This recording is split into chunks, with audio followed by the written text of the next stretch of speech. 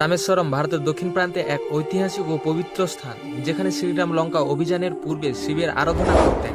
এখানে একটি রহস্যময় শিবলিঙ্গ আছে, যার জলে কখনো ডুবে না, অর্থাৎ এটি ভাসমান অবস্থায় এখনো পর্যন্ত আছে।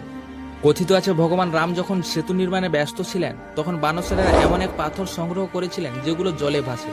এই বিশেষ শিবলিঙ্গ সেই সময়ের এক পবিত্র পাথর, যা রাম নিজ হাতে পুজো করে স্থাপন করেছিলেন। আশ্চর্যের বিষয়, বিজ্ঞানীরা বহুবার এই পাথর পরীক্ষা করেছেন। এটি পামরার পাথর, কিন্তু তবুও অন্যান্য পাথর ডুবে যায়, আর এই লিঙ্গ ভেসে থাকে, যেন কোনো অদৃশ্য শক্তি ধারণ করে আছে তাকে।